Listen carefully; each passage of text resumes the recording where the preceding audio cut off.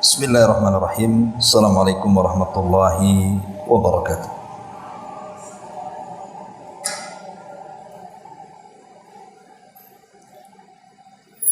Alhamdulillah wassalatu wassalamu ala Rasulillah wa ala alihi wa sahbihi wa mawalah wa la hawla wa la quwwata illa billahi wa ba'd.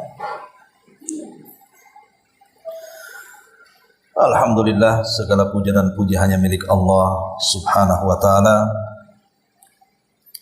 Salawat dan juga salam kita hadiahkan kepada Rasul kita Nabi besar Muhammad sallallahu alaihi wa ala alihi wasallam. Kita lanjutkan kajian kita masih membahas tafsir dari juz ke-29 dan kita masuk pada surah Al-Insan.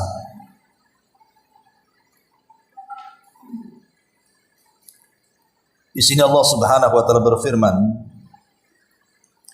hal ata 'alal insani hinun minad dahri lam yakun syai'an madhkura.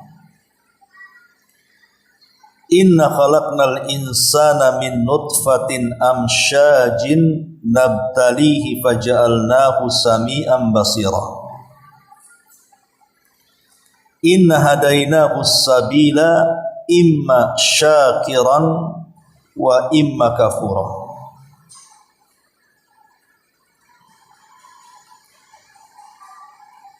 Di sini Allah Subhanahu wa taala mengatakan hal ata 'alal insan. Bukankah pernah datang kepada manusia ahadainahu sabila imma syakiran am kufur. Surah Al-Insan ini turun setelah surah Ar-Rahman. Jadi surah Al-Insan ini turun setelah surah Ar-Rahman. Para ulama berbeda pendapat tentang apakah surat ini Makkiyah ataupun Madaniyah. Ada yang mengatakan bahwa surah Al-Insan ini Makkiyah. Ada juga yang mengatakan dia adalah Madaniyah.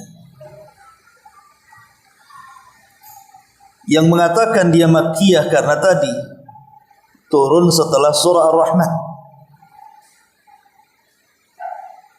Dan umumnya surah-surah mufassal itu memang Makkiyah. Dan ini yang dikuatkan oleh para ulama bahwa surah Al-Insan ini adalah surah Makkiyah. Artinya turun sebelum hijrah Nabi sallallahu alaihi wa ala alihi wasallam. Tapi ada juga yang mengatakan bahwa surah Al-Insan ini Madani, artinya turun setelah hijrah dengan melihat asbab nuzulnya. Di mana disebutkan dalam asbab nuzul itu ketika Allah Subhanahu wa taala berfirman, yufuna bin nadri wa yakhafuna yawman kana syarruhu mustatira. Dalam surah Al-Insan ayat ke-7, mereka memenuhi nazar dan takut akan satu hari yang azabnya merata di mana-mana. Wa yut'imuna at-ta'ama ala hubbihi miskinan wa yatiman wa asira. Dan mereka memberi makan yang disukainya kepada orang miskin, anak yatim dan para tawanan. Innama nut'imukum liwajhillahi la nuridu minkum jazaan wala syukura. Sambil berkata, sungguh kami memberi makanan kepadamu hanyalah karena mengharap keridhaan Allah. Kami tidak mengharap balasan dan terima kasih dari kamu. Inna nakhafu min rabbina yawman abusan qamtarira.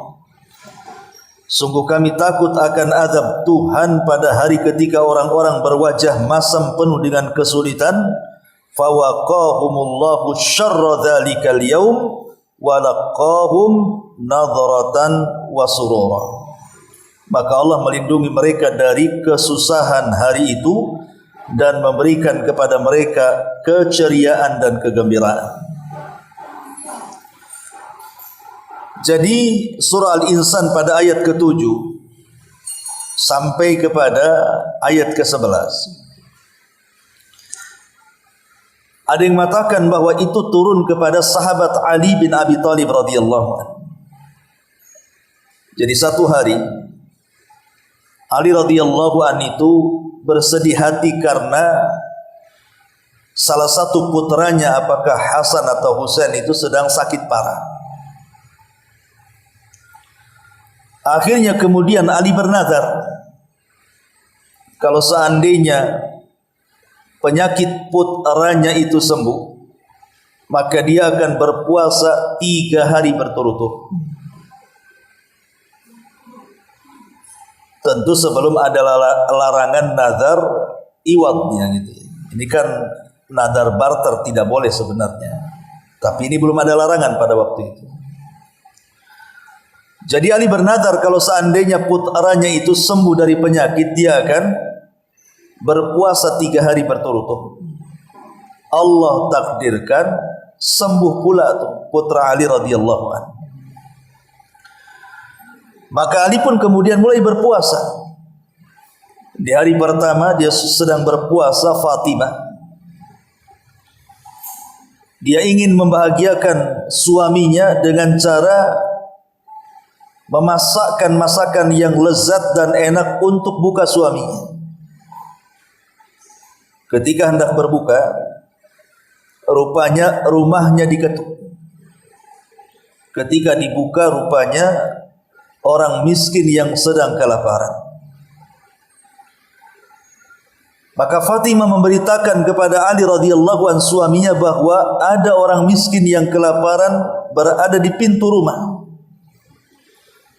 Maka Ali radhiyallahu an memandang makanan yang sudah dimasak oleh Fatimah dengan lezatnya. Dia mengatakan kepada Fatimah, bagaimana kalau makanan ini kita berikan kepada dia? Akhirnya Fatimah setuju, diberikanlah makanan yang lezat kepada orang miskin yang lapar itu. Dan Ali pun hanya berbuka dengan tamar, kurma kering dan air putih saja. Kemudian hari kedua Ali berpuasa lagi. Dan Fatimah memasakkan lagi masakan yang lezat dan enak. Rupanya ketika hendak berbuka, diketuk lagi rumahnya pada hari kedua. Maka Fatimah kemudian membuka pintu itu, rupanya yang datang anak yatim yang sedang kelaparan. Maka Fatimah memberitakan Ali bahwa ada anak yatim yang sedang kelaparan berada di pintu rumah. Maka Ali memandang masakan yang lezat yang dimasak oleh istrinya Fatimah dan mengatakan, ya Fatimah, bagaimana kalau hidangan yang lezat ini kita berikan kepada dia anak yatim? Maka Fatimah setuju, akhirnya diberikan kepada anak yatim. Ali kembali berbuka dengan tamar dan air putih. Kemudian hari ketiga dan itu hari terakhir Ali melunasi nazarnya berpuasa. Maka Fatimah semangat lagi untuk membuatkan makanan yang lezat, masakan yang enak untuk suaminya. Saat hendak berbuka, diketuk pula atau pintu. Ketika Ali mengatakan kepada Fatimah, lihatlah siapa yang mengetuk pintu. Rupanya tawanan perang yang sedang kelaparan. Maka Fatimah memberitahu bahwa ada tawanan perang yang sedang kelaparan berada di pintu rumah. Maka Ali radhiyallahu anhu mengatakan kepada Fatimah, bagaimana kalau makanan yang lezat ini diberikan kepada tawanan itu? Akhirnya Fatimah setuju, maka Ali pun memberikan makanan yang lezat dan kembali dia hanya berbuka dengan tamar dan air putih. Subhanallah. Dari sinilah kemudian turun ayat di sini, yufuna bin nadri. Mereka menunaikan nazarnya. Maksudnya Ali radhiyallahu anhu menunaikan nazarnya dengan cara berpuasa. Wa yakhafuna yawman kana syarruhu mustatira, dan takut akan hari di mana azab merata di mana-mana. Karena Allah mengatakan wa yut'imuna ta'ama ala hubbihi.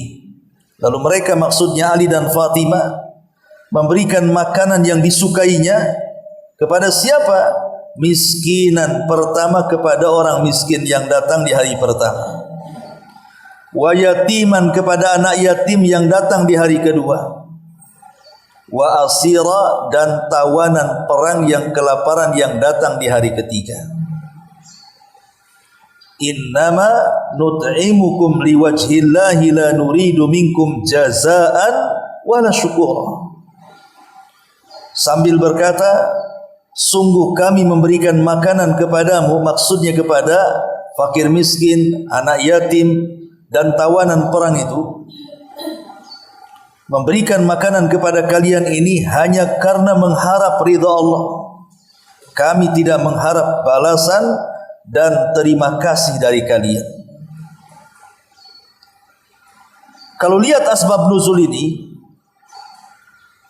bagaimana Ali radhiyallahu an kemudian memberi makan fakir miskin, anak yatim, dan tawanan perang, kita tahu bahwa di Mekah itu belum ada tawanan perang.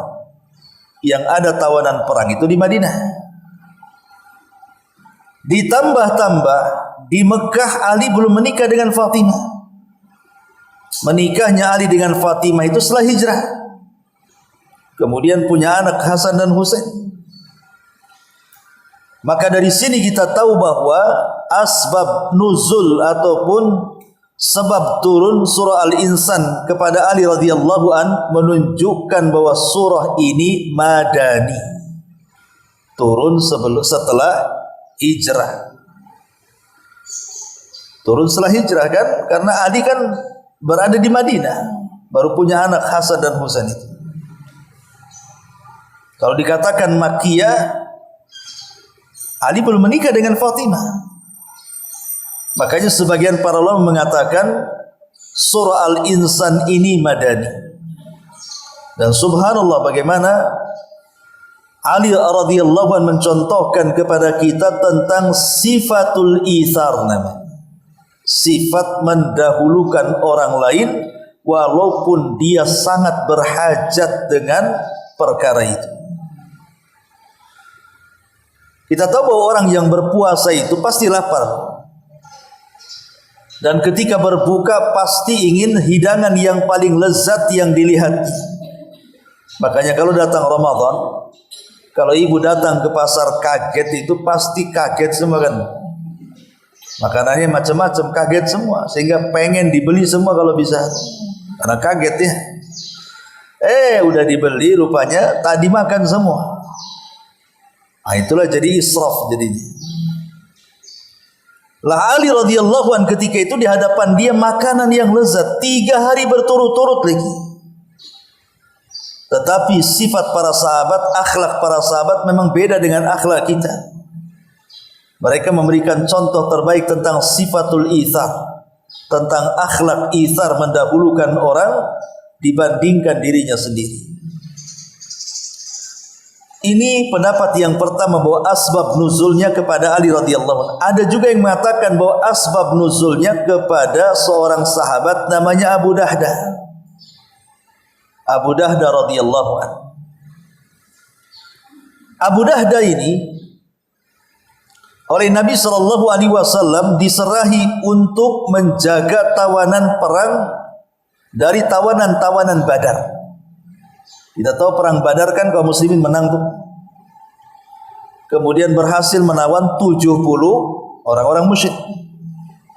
Lah yang menjaga tawanan itu adalah Abu Dahdah radhiyallahu anhu. Lah di antara tawanan itu ya ada orang yatim, ada orang miskin kan itu, orang enggak mampu. Ya, yang ikut terlibat dalam Badar itu, karena mereka kan sebagiannya pun kadang-kadang ikut-ikutan dengan Abu Jahal dan tokoh-tokohnya.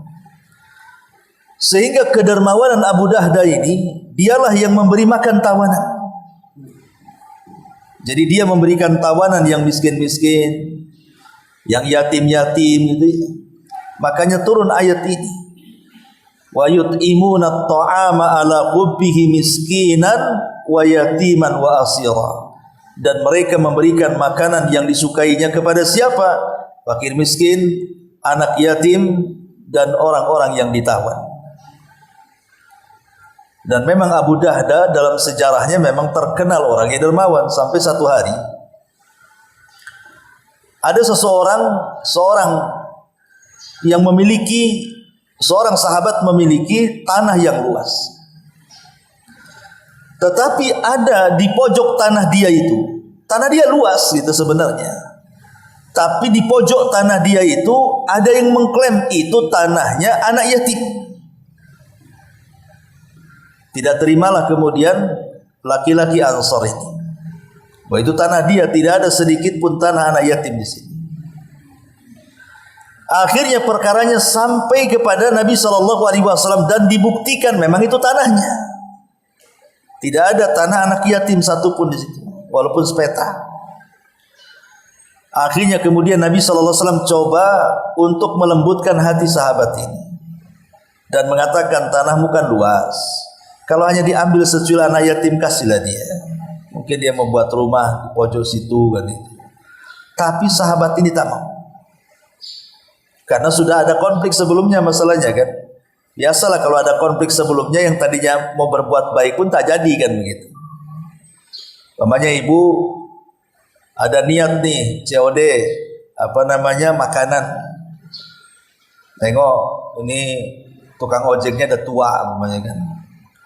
Ibu sudah niat tuh, mungkin harga makanannya 200, ibu mau tambah 220 lah, kasihan apalagi hujan-hujan. Akhirnya kemudian si ojek ini lama tak datang-datang kan. Kan di situ kan nampak tuh jalan kemana-kemana. Rupanya dia mampir dulu tempat lain umpamanya. Ibu kesel lah kan gitu ya. Akhirnya sudah lama, sudah lapar, tahu-tahu datang. Yang tadinya mau ngasih 20.000 sebagai fee-nya itu tak jadi. Kan itu saking keselnya kan. Udahlah, kasih aja uang sebagaimana tertulis di situ. Kan ada kadang-kadang orang awalnya hendak berbuat baik, kemudian tak jadi kan gitu ya, gara-gara ada konflik di situ. Lah ini sahabat ini gitu, karena sudah ada konflik sebelumnya dengan anak yatim itu, akhirnya mau ngasih. Jadi Nabi SAW coba melembutkan dia dan mengatakan, kalau engkau berikan sepetak tanah yang ada satu pokok kurma itu, nanti Allah ganti pokok kurma itu di surga. Kan enak tuh. Rasul menjamin bahwa kalau engkau kasihkan yang sepeta itu, paling berapa lah ada pokok kurma di situ itu, nanti Allah ganti dengan pokok kurma di sorga. Tapi tetap sahabat ini tak mau. Dia minta anak yatim ini keluar dari kebunnya. Kabar ini sampai ke telinga Abu Dahda radhiyallahu anhu. Kemudian dia datang menemui Nabi SAW dan mengatakan, ya Rasulullah, apakah kalau seandainya aku membeli sepetak tanah yang dimiliki orang Ansar dan aku akan berikan kepada anak yatim itu, aku pun akan mendapatkan keutamaan yang sama, di mana Allah akan berikan pokok-pokok kurma di sorga? Kata Rasul, iya. Akhirnya Abu Dahda radhiyallahu anhu tertarik. Dia datang kepada pemilik lahan dan mengatakan, wahai fulan, aku punya lahan yang jauh lebih baik, lebih strategis, lebih mahal, berada di kota. Bagaimana kalau kau tukar kebunmu dengan kebunku? Iyalah, 1 hektar di Batu Haji dengan 1 hektar di Nagoya kan beda harganya. Langsung maulah orang ini, nggak tawar-tawaran. Ya. Ketika kemudian sudah deal-dealan tukar-tukaran kebun itu, maka Abu Dahda radhiyallahu an datang kepada Rasul dan mengatakan, ya Rasulullah, sudah ku ambil bukan hanya 1 petak tanah kecil untuk anak yatim, semua kebun itu sudah ku ambil gitu. Dan aku sedekahkan di jalan Allah Subhanahu wa taala. Aku berikan semua ke anak yatim itu, supaya aku lebih banyak lagi mendapatkan pokok-pokok kurma di surga. Langsung selepas dia melapor kepada Rasul, Dia langsung datang ke kebunnya karena istrinya masih di situ dan istrinya belum tahu kalau kebunnya sudah ditukar dan sudah disedekahkan lagi. Jadi Abu Dahda tak berani masuk ke kebun, dia hanya berteriak di perbatasan kebun dan mengatakan, "Ya Umma Dahda ukhruji," katanya. "Wahai Ummu Dahda, keluar. Kamu tidak pantas lagi tinggal di kebun ini." Kemudian Ummu Dahda keluar dan Abu Dahda mengatakan, "Ya Umma Dahda, sungguh aku telah sedekahkan kebun ini jalan Allah Subhanahu wa taala." Apa kata istrinya? "Rabiha bai'u Abi Dahda." Kata istrinya, "Semoga beruntung perniagaanmu wahai Abu Dahda." Kira-kira nih ibu kalau di posisi Ummu Dahda ngomong gitu enggak? Apa enggak marah-marah kan gitu. "Kok aku tak tahu disedekahkan, baru dijual kan begitu. Dapat duit banyak," katanya. Itulah bagaimana sikap para sahabat dan sahabiah di zaman itu. Mereka lebih mementingkan ibadah dibandingkan dinar dan dirham kita. Begitu orang-orang itu. Mereka lebih mendahulukan manusia dibandingkan dinar dan dirham. Sebagaimana perkataan Abdullah ibn Umar radhiyallahu anhuma, dahulu maksudnya di zaman para sahabat, saudara, orang tua, kaum muslimin itu lebih diutamakan dibandingkan dinar dan dirham mereka. Tapi di zamanku, kata Ibnu Umar, dinar dan dirham itu lebih utama dibandingkan saudara bahkan orang tuanya. Sehingga banyak orang yang bertengkar gara-gara uang. Orang tidak kenal saudara gara-gara uang, orang tidak kenal orang tua gara-gara uang, orang tidak kenal ibunya gara-gara uang, kan begitu ya. Di zaman para sahabat justru orang itu lebih menghargai orang dibandingkan uang. Tapi di zaman Ibnu Umar, harusnya bukan di zaman Ibnu Umar, di zaman sekarang harusnya. Yang memang zamannya sudah buruk seperti ini kan itu. Itulah makanya ada istilah saudara tak kenal uang. Karena memang di zaman sekarang ini lebih parah. Lah dari dua asbab nuzul ini, ulama mengatakan bahwa surah Al-Insan ini adalah madaniyah, turun setelah hijrah Nabi sallallahu alaihi wasallam. Walaupun ada yang mengatakan pendapat pertama dia makkiyah karena dia terurut di surat-surat mufassal, apalagi turun setelah surah Ar-Rahman dan umumnya itu makkiyah. Dari konteks isinya juga menceritakan tentang hal-hal yang mencirikan bahwa ayat-ayat surah Al-Insan ini adalah makkiyah. Baik, masyarul muslimin, muslimat yang dimuliakan Allah Subhanahu wa taala. Adapun keutamaan surah makkiyah, keutamaan surah makkiyah ini. Jadi surah makkiyah ini Nabi sallallahu alaihi wasallam biasa membaca di hari Jumat di salat fajar. Jadi Nabi SAW biasa membaca surah Al-Insan ini biasanya di hari Jumat, tepatnya di sholat subuh. Jadi rakaat pertama biasanya baca surah Al-Insan gitu ya, atau surah Al-Jum'ah dulu. Kemudian rakaat kedua sajdah, surah As-Sajdah. Kemudian rakaat yang kedua surah Al-Insan. Itu sunnah hukumnya. Jadi subuh hari Jumat itu Nabi SAW suka membaca rakaat pertama surah As-Sajdah dan rakaat yang kedua surah Al-Insan. Menunjukkan bahwa ketika Nabi SAW membaca surat ini pada solat tertentu, apalagi subuh yang merupakan solat yang dikatakan oleh para ulama salatul wusta, menunjukkan surat ini sangat istimewa di hadapan Nabi SAW sampai kemudian selalu dibaca di solat subuh.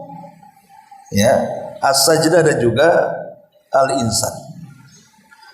Di sini Allah Subhanahu wa taala mengatakan, "Hal ata 'alal insan hinum minad dahri lam yakun syai'an madhkura."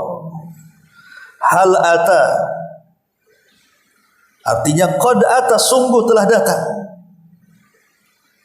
alal insan, kepada manusia, hinun minad dahri lam yakun syai'an madhkura, waktu dari masa yang ketika itu belum merupakan sesuatu yang dapat disebut. Artinya belum ada benda-benda yang bisa disebut.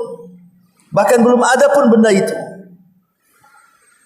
Kalimat al-insan, siapa insan di sini? Apakah mutlakul insan? Apakah secara mutlak manusia masuk dalam kalimat al-insan ataukah orang tertentu? Ada yang mengatakan al-insan di sini adalah Nabiullah Adam alaihi salatu wassalam.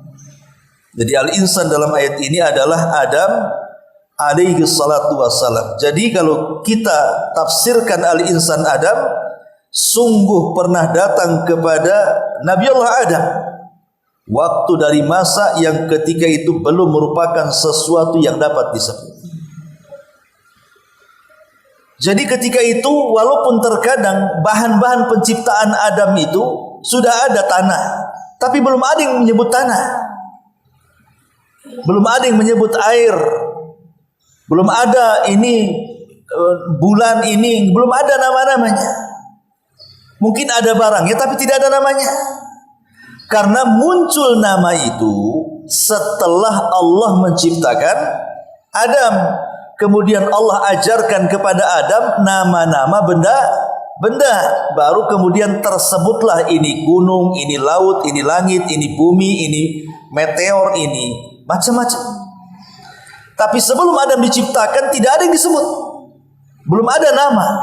Air belum ada namanya, tanah belum ada namanya, bumi belum ada namanya, langit belum ada namanya.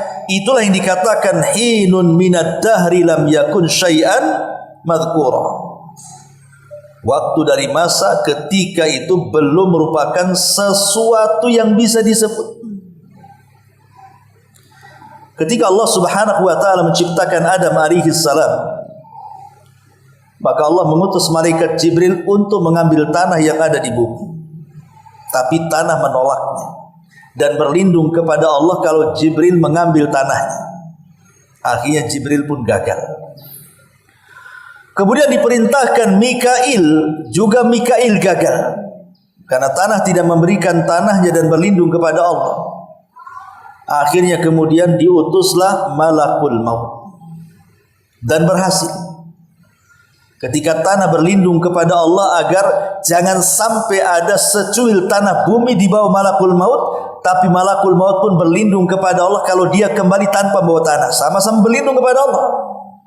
Tanah berlindung jangan sampai diambil. Malaikat maut pun berlindung kalau dia pulang ke langit tidak membawa tanah masalahnya. Akhirnya kemudian tanah itu berhasil diambil malakul maut. Karena dia yang berhasil mengambil, maka dia diberikan tugas untuk mencabut nyawa setiap anak Adam. Karena dia yang berhasil mengambil tanah Adam itu. Dibentuklah Adam alaihi salatu wassalam. Oleh siapa? Langsung oleh Allah. Adam itu tidak diciptakan dengan kun, jadilah fayakun, maka jadi tidak. Adam itu dibentuk dengan tangan Allah Subhanahu wa taala. Makanya karena dibentuk dengan tangan Allah, Allah katakan laqad khalaqnal insana fi ahsani taqwim. Sungguh kami telah ciptakan manusia sebaik-baik bentuk. Karena Allah langsung menciptakan kan itu. Lah setelah kemudian Allah Subhanahu wa taala ciptakan Adam, di sini Allah mengatakan hinun. Hinun itu maksudnya bilangan waktu yang tidak terbatas. Tapi ada juga yang mengatakan hinun itu maksudnya bilangan waktu 40 tahun. Jadi 40 tahun saat penciptaan Adam oleh Allah Subhanahu wa taala, maka Allah sempurnakan ciptaannya sebelum ditiupkan ruh, dibiarkan Adam itu mematung selama 40 tahun. Makanya di sini katanya hinun minad dahri. Waktu dari masa selama 40 tahun Adam dikeringkan begitu saja seperti tembikar. Makanya ketika kemudian iblis datang, mendengar dia di sorga tiba-tiba ada makhluk yang baru diciptakan Allah, dia penasaran si iblis ini. Akhirnya dia mendatangi ciptaan Allah itu sambil memukul-mukul. Kemudian terkadang masuk dari lubang hidung, keluar dari lubang telinga, masuk dari lubang telinga, keluar dari lubang mulut, masuk dari lubang mulut, keluar dari dubur, dan begitu seterusnya. Kemudian iblis mengatakan, makhluk ini lemah. Kenapa? Karena dia isinya penuh dengan rongga. Kemudian iblis mengatakan, kalau Allah serahkan makhluk ini kepadaku, pasti kuhancurkan dia. Hasadnya di situ mulai. Ya. Setelah kemudian 40 tahun karena perbedaan Nabi Adam dengan anak turunannya. Kalau Nabi Adam itu 40 tahun baru ditiupkan ruh. Tapi kalau keturunannya tidak sampai 40 tahun, hanya 4 bulan. Tapi tetap di angka 4 kan? 4 bulan baru ditiupkan ruh. Makanya kenapa ibu, kalau kita bicara tentang wanita yang diceraikan, wanita yang ditinggal mati suaminya, wanita yang tinggal mati suaminya tidak boleh menikah sampai melebihi waktu 4 bulan 10 hari. Kenapa harus menunggu 4 bulan 10 hari wanita yang ditinggal mati suami? Dikhawatirkan suami yang meninggal itu sebelum meninggal dia melakukan hubungan dengan istrinya, sehingga ketika itu suaminya meninggal, dikhawatirkan dalam perutnya ada janin suami yang meninggal. Dan kita tahu bahwa manusia baru dianggap manusia dalam janin itu ketika ditiupkan roh. Kapan ditiupkan roh? Di usia 4 bulan. Makanya iddah wanita hamil yang ditinggal mati suaminya, maka dia harus menunggu 4 bulan 10 hari biar betul-betul punya anak atau tidak, kan begitu ya. Tapi yang jelas bahwa Nabiullah Adam dibiarkan 40 tahun. Baru kemudian pada waktunya Allah Subhanahu wa taala mengumpulkan semua malaikat, termasuk juga iblis di situ, dan mengatakan, wa idz qala rabbuka lil malaikati isjudu li adam fasajadu illa iblis. Dan ingatlah ketika Rabbmu memerintahkan kepada para malaikat, sujudlah kalian kepada Adam, semua malaikat sujud kecuali iblis. Aba wastakbara wa kana minal kafirin. Dia enggan, dia sombong dan termasuk makhluk yang kafir. Lah, untuk membuktikan bahwa Adam itu lebih mulia dibandingkan iblis dan para malaikat, maka Allah ajarkan nama-nama dan bahasa yang tidak Allah ajarkan kepada para malaikat dan kepada jin dan juga iblis sebagai kepalanya. Disitulah Adam diajarkan bahasa. Bahkan Adam itu sanggup berbahasa yang akan diucapkan oleh seluruh keturunannya. Saya bayangkan di Indonesia saja macam-macam bahasa kan. Ada Padangnya, ada Jawanya, ada Sundanya, ada Melayunya. Banyak bahasa di negeri kita ini. Bahkan terkadang kita tidak paham dengan bahasa orang lain. Ada orang Makassar pakai bahasa daerah. Saya orang Sunda tak paham tuh. Sebagaimana mereka pun tak paham juga bahasa Sunda. Bahasa Jawa, bahasa Padang, bahasa ini dan bahasa itu kan. Tapi kalau Nabiullah Adam hidup di zaman sekarang, dia paham dengan bahasa seluruh turunannya. Jadi kalau Adam ke Jawa ya paham dia bahasa Jawa. Kalau Adam ke Padang ya paham bahasa Padang dia. Bahasa Minang. Kalau Adam ke Batam ya pakai bahasa Melayu. Kalau ke Singapura ya Cina-Cina campur Inggris kan itu. Bisa dia. Nah, itu maknanya wa 'allama Adamal asma'a kullaha. Dan Allah ajarkan kepada Adam nama-nama seluruhnya. Disitulah setelah Allah mengajarkan nama-nama kepada Adam, barulah tersebut nama-nama itu. Yang tadinya air gak ada namanya, akhirnya kasih nama air. Yang tadinya tanah gak ada namanya, akhirnya dikasih nama tanah.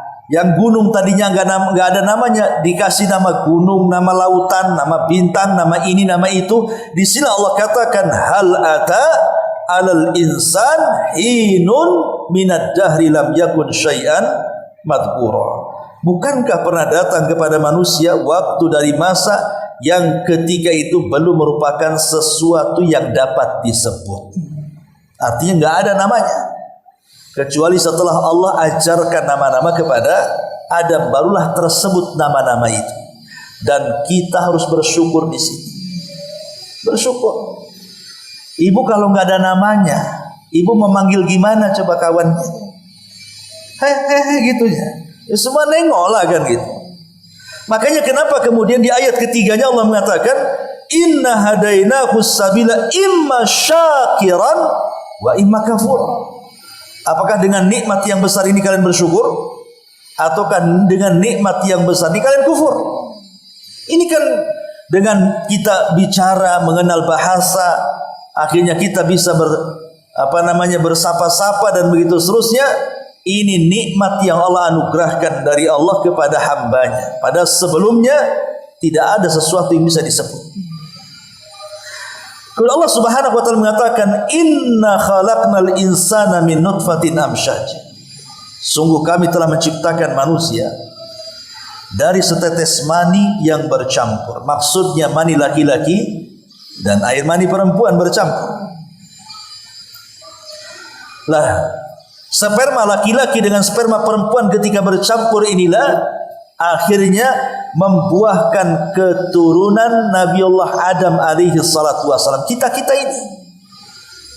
Karena beda ciptaan Allah kepada Adam dengan ciptaan Allah kepada kita kan. Kalau Adam itu diciptakan ruhnya dulu baru jasadnya. Kalau kita jasadnya dulu, kalau Adam itu diciptakan jasadnya dulu baru ruhnya diciptakan. Kalau kita ruhnya dulu baru jasadnya, dibalik. Ya. Lah ketika Allah Subhanahu wa taala kemudian dengan mukjizatnya mencampurkan sperma laki-laki dengan perempuan, disitulah tercipta Bani Adam. Ketika tercipta Bani Adam, Allah katakan nabtalihi faja'alnahu sami'an basira. Kata Allah Subhanahu wa taala nabtali, kami hendak mengujinya dengan perintah dan larangan. Jadi yang dimaksud nabtali menguji Bani Adam itu dengan hukum-hukum taklif. Hukum-hukum ibadah maksudnya ya. Ada halal, ada haram, ada wajib, ada sunnah, ada mubah. Itu disebut hukum taklif. Lah Bani Adam itu diuji dengan hukum-hukum taklif itu. Kamu sudah balik nih waktunya sholat, kenapa kau tak sholat? Kamu sudah balik nih waktunya puasa, kenapa kau tak puasa? Kamu sudah punya uang untuk haji, kenapa kau tak haji? Kamu sudah punya uang untuk sudah mencapai nisab dan haulnya, kenapa kau tak zakat dan sedekah? Jadi manusia diuji oleh Allah Subhanahu wa taala. Faja'alnahu sami'an basira. Karena itu kami jadikan dia mendengar dan kami jadikan dia melihat. Karena mendengar dan melihat itu kedua nikmat yang luar biasa yang dimiliki manusia. Orang kalau bisa mendengar, orang kalau bisa melihat, itu nikmat Allah. Makanya Rasul ketika bicara tentang orang buta, kata Nabi SAW, barang siapa yang kehilangan kedua matanya, maksudnya penglihatannya, fasabara, dia pun sabar dan mengharap pahala Allah, kecuali Allah masukkan dia ke dalam surga. Kalau ada orang cacat, entah buta, entah bisu, entah tuli gitu ya, tapi dia sabar, maka Allah jamin dia masuk surga. Ya. Nah di sini Allah mengatakan nabtali, kami uji dia, faja'alnahu sami'an basira. Karena itu kami jadikan dia mendengar dan melihat supaya lebih sempurna ujian Allah kepadanya. Dan Allah mengatakan inna hadainahu sabila imma syakiran wa imma kafura. Sesungguhnya kami berikan hidayah. Ya, sesungguhnya kami telah menunjukkan kepadanya hidayah atau jalan. Imma syakiran wa imma kafura. Terkadang jalan itu adalah jalan yang bisa kita bersyukur di dalamnya, atau sebaliknya kita malah kufur dengan jalan itu. Lah hidayah dalam surah Al-Insan ayat 3 ini maksudnya hidayah apa? Maksudnya hidayatul irsyad. Semua orang bisa melakukannya. Saya, ibu, siapapun bisa melakukan hidayatul irsyad. Hanya mengarahkan, loh ini baik, ini jelek, ini ikhlas, ini tauhid, ini sunnah, ini bid'ah, ini taat, ini maksiat. Kan hanya mengarahkan orang. Soal dia sadar dengan dakwah kita itu urusan dia, itulah kesadarannya disebut taufik. Tapi kita yang menyampaikannya disebut irsyad namanya.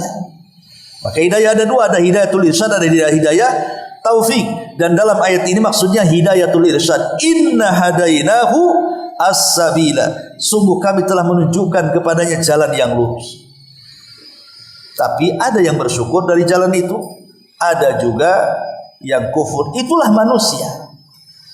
Makanya disebut suratul insan. Manusia itu seperti itu. Ada sebagian mereka bersyukur, ada sebagian mereka tidak bersyukur. Dan Allah janjikan la in syakartum la azidannakum wa la in kafartum inna adzabi lasyadid. Kalau kalian bersyukur kepada nikmatku ku tambah, tapi kalau kalian kufur maka azab pedihku menanti kalian. Inilah diantara tafsir singkat 1 sampai 3 ayat dulu ya. Wallahu a'lam. Saya ada urusan sedikit jadi enggak ada tanya jawab. Karena saya harus buru-buru. Subhanallah bihamdika asyhadu an la ilaha illa anta astaghfiruka wa atubu ilaik. Allahu taala alam. Assalamualaikum warahmatullahi wabarakatuh.